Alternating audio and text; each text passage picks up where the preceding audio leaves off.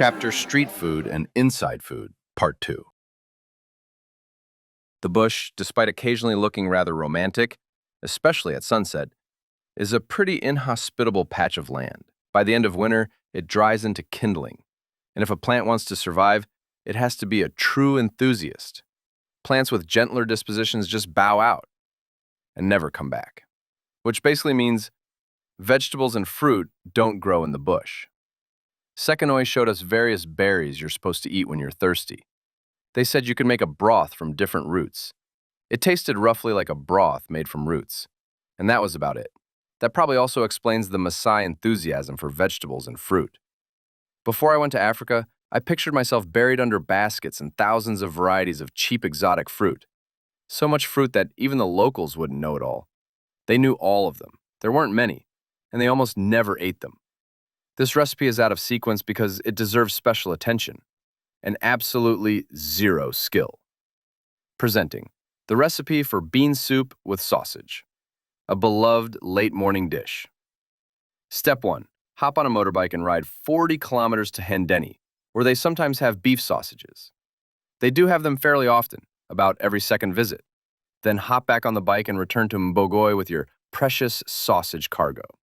Ideally, complete this mission in real time while only losing half the day to beer and chats with your mates. The next morning, when it's time for a hearty breakfast and a hot soup, send one of the local Maasai, Logoi or Sekanoi, to the village to buy cooked beans. It's quite a distance, around 50 meters, so he takes a motorbike and sets off with a joyful sense of duty. In record time, say 30 minutes, he returns with 3 portions of beans, boiled in salted water. Since spices are pricey and rarely used, the beans have a distinct local flavor, lightly burnt, but in an artistic way. By now the beans are cold, so you slice up the sausage and reheat the mix on the electric stove. About 3 minutes after turning it on, umeme cuts out. Enter the jiko, a little charcoal stove. The full algorithm is detailed in the chapter on tea. But since the process is long and fiddly, and you're starving like a lion, you give up on the jiko and eat the soup nearly cold. I know, it doesn't sound like a reason to dance with joy, but in a place like this, that faint breeze of something resembling home cooking is priceless. In my not-so-humble opinion, the local street food scene deserves its own TV series. Per capita, this place probably has the highest concentration of street food in the world. Although the term street food suggests food served in the street, it's a bit misleading. There are no actual streets here. A road or sidewalk is basically any patch of land not covered in bushes and slightly longer than it is wide. A more accurate name might be food served somewhere in the bush where no shrubs happen to be growing right now. Locals spend most of their time outside.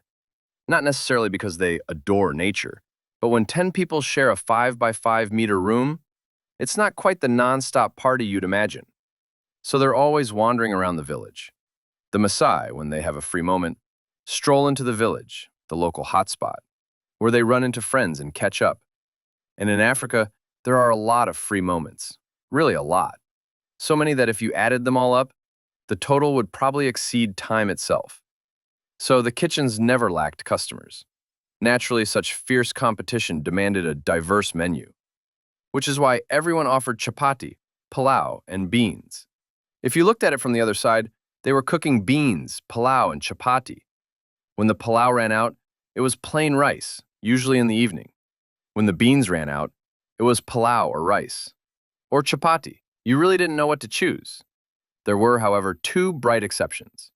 A couple of Swahili guys had a stall where they made eggs and fries.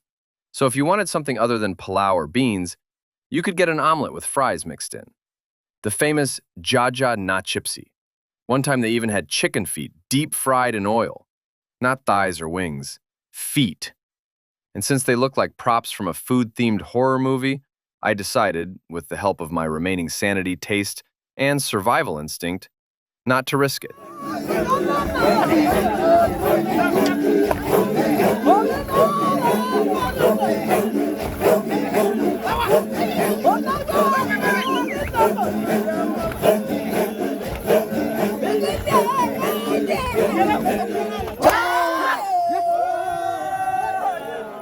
The second exception was Renka's restaurant, proudly called a hoteli.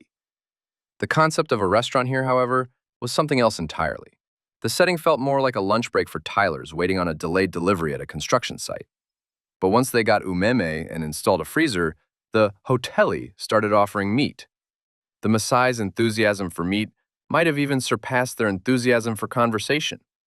As a result, I had goat soup every single day for 2 months. They also served pilau, surprisingly, with a heap of meat and vegetables on top. And of course, chapati, like everywhere. Once, and I choose to believe it was an accident, they plucked a sheep instead of a goat and tossed it into the pot. It was genuinely hard to tell the difference. They both dressed the same. But to be fair, now and then these canteens had mandazi too. Slightly sweet wheat flour buns, deep fried over fire. The only sweet thing they had apart from sugarcane. Sugarcane was a chunk of stick which, when you tried to gently bite it, was incredibly sweet. I'm speaking, of course, from the perspective of my underperforming, tiny, yellow, non-afro teeth. Some of these dining establishments even had indoor seating, 3 to be exact. I tried out 2 of them and it was a proper spectacle, watching them watching me.